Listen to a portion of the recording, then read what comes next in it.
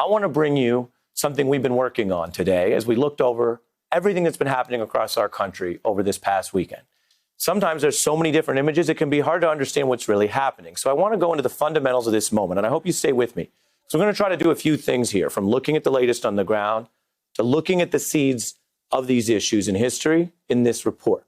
Now, there's no single image or clip or quote that can capture everything going down right now, but we can begin with scenes from this weekend that depict the turmoil that's permeating our whole nation right now and some of the emerging voices that could define this moment. Please keep in mind as I show you this next clip, this series of clips really, that some of what you're about to see can indeed be disturbing. I watched a white officer assassinate a black man, and I know that tore your heart out.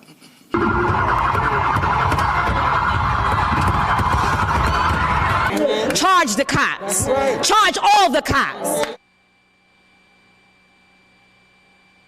Oh, no, no, no, no.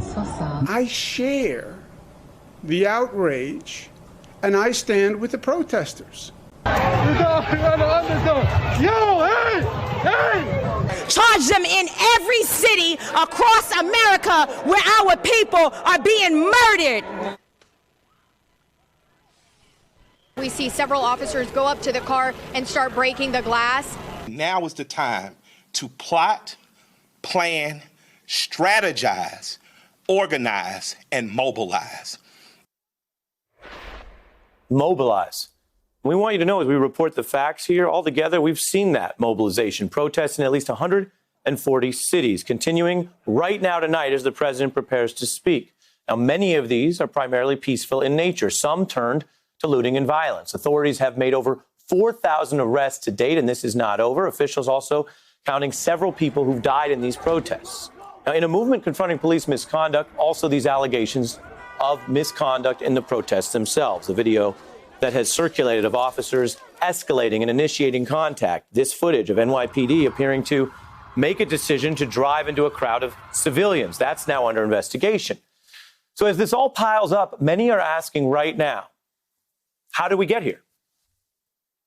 The short answer is as depressing as it is enraging. We have been here in this position for a long time. When a society is fundamentally unjust, its injustices build and fortify themselves over time. New developments that occur can routinely then flow into the existing systems. So take these three flashpoints right now: the police, the economy, and the pandemic.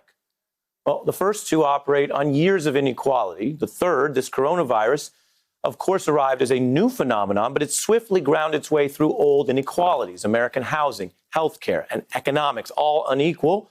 And that swiftly turned this technically blind virus into a discriminating killer. Black Americans dying at roughly triple the rate of white Americans right now from it. The economy reinforcing the dynamic. We can all see that tens of millions of jobs were just eliminated from the virus shutdown. It's obviously not the workers' fault. So I ask you tonight, can we also see that black workers are almost twice as likely to be laid off during the pandemic? And while, yes, everyone may be feeling the recession in different ways, I ask you tonight to look at this. Can we also see that while 17% of white-owned businesses face a decline in this pandemic, the number is more than double that for black-owned businesses? And months into this, I have another question. Can we also see that Congress has taken your money for pandemic relief, and while some of it did go to health care and unemployment insurance, a significant majority of the $454 billion in relief bills have benefited large corporations with these huge payoffs with very little accountability. And the 1% is profiting right now as people go hungry. And March tonight, billionaires have grown $434 billion richer in the pandemic. Hundreds of billions. So as we try to understand all this as it keeps going, protesters know about these facts I'm telling you. You know about these facts. People know where the money goes. People know how the powerful reward themselves and control capital. And as we have a larger debate about a reopening staffed by essential workers, who of course do essential labor, can we address the fact that they find their treatment by corporations and the government to be anything but essential? And that's why this is also a night to study and listen to people who've been pressing these injustices long before they took over the headlines or shut down our streets. If you can only be tall because somebody's on their knees, then you have a serious problem. And my feeling is white people have a very, very serious problem. And they should start thinking about what they can do about it. Take me out of it. Toni Morrison speaking to America's foundations. Or take the author James Baldwin, who urged American society, white and black, to really face the violence that creates these scenarios where America's racist roots are fortified by modern law and policing. Baldwin arguing, you must understand that to see violence in its proper context, be it police brutality or violence by the state or the murders that ended the lives of a generation of leaders, from King to Malcolm X to Medgar Evers to Fred Hampton. We are still governed by the slave codes. What is called the civil rights movement was really insurrection. So one can say that the latest slave rebellion was brutally put down. We all know what happened to Malcolm. We all know what happened to Martin. We know what happened to Fred Hampton and Mark Clark. And so many more. That's a little bit of the history as we watch more history unfold tonight. And this admittedly incomplete report has thus far briefly touched on the economy and the pandemic. Now, as for the police conduct that did set off these wider protests, well, that history's been with us a long time. The repeated use of excessive force and killing, which begins as incidents, but then worse, becomes formally legitimized in a U.S. criminal justice system that allows and defends it. Now, we can report that to you tonight as a fact because the facts show a vast majority of the allegations against police in these instances result in no firings, let alone criminal charges. In the few cases that do lead to a charge, take roughly 15 per year over 10 years. It's about 10 per year of charges of manslaughter or higher. And the convictions for those very rare charges, I can tell you, are even more rare. There's a Bowling Green professor, Philip Stinson. He tracks all on-duty incidents that result in a death with policing. And he found over several years there were literally zero such convictions in the whole country. If you widen out to a 15-year period of time that he used in his studies, 5 officers in deadly on-duty shootings were convicted of murder. The reason why that's all lopsided on the far right of your screen, and this is so vital to what's happening in America right now, is that 4 of those 5 were convictions from after 2016. So what little change we've seen came after the Black Lives Matter movement and after the spike in cell phone video recordings.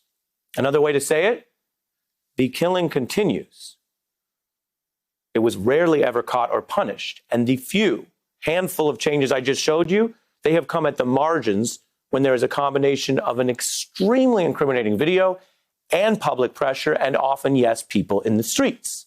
So while no law-abiding citizen is going to support crime or violence, when we stop and listen to the history and listen to those who risk their lives for social change while also advocating peaceful methods for change, tonight, as we look over everything that's happening, I want to tell you it is worth listening to how even they put riots in the context of injustice. I will continue to condemn riots and continue to say to my brothers and sisters that this is not the way. In the final analysis, a riot is the language of the unheard. The unheard. Martin Luther King Jr. speaking about the other America. Can we hear any better? Can we listen any better? That was over 50 years ago.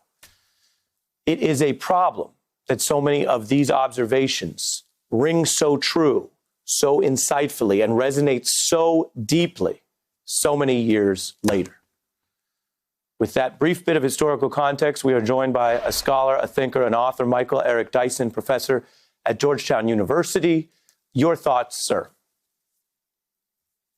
Well, you've aptly summarized and eloquently articulated the broad sweep of history with a majestic arc, rooted in, first, the acknowledgement that Black suffering in American society has been so deeply entrenched that it is taken for granted. It is the very predicate for American progress. The plantation, then Jim Crow as sharecropping, then separation of society, separation of education, has been the very basis for propelling America forward, white America that is, while Black America is held in captivity.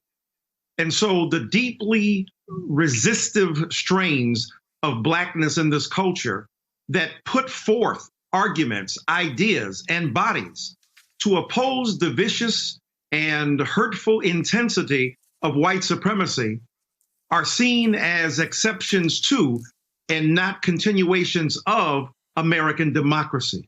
So that Black bodies are alienated from the American scene, Black traditions of resistance are seen as somehow exceptional, and Black life and Black death are seen in a vicious give and take and a cycle trading back and forth.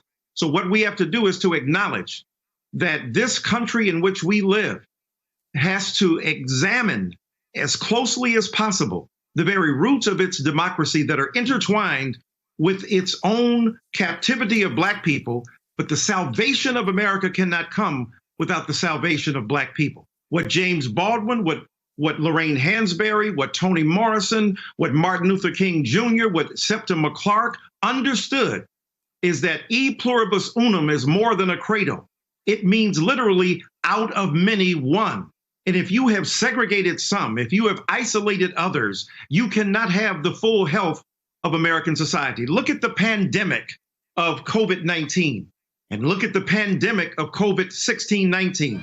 White supremacy, social injustice, economic inequality joined together to the body. And in both instances, we can't breathe. We can't breathe because of police brutality, and we can't breathe because of a pandemic of COVID-19. This is where the convergence of the natural order and the convergence of our man-made laws have really worked deleteriously to the disadvantage of Black people in this country. Only when we are able to embrace each other across that chasm and tell the truth about the way in which Black death is a fetish. It is the pornography of Black nothingness, of non-being, which is being sought. America is addicted to Black death, and this is part of the problem in American society. Hey, I'm Ari Melber from MSNBC. You can see more of our videos right here, or better yet, subscribe to our YouTube channel below. You could have been anywhere in the world, but you're here with us, and we appreciate that.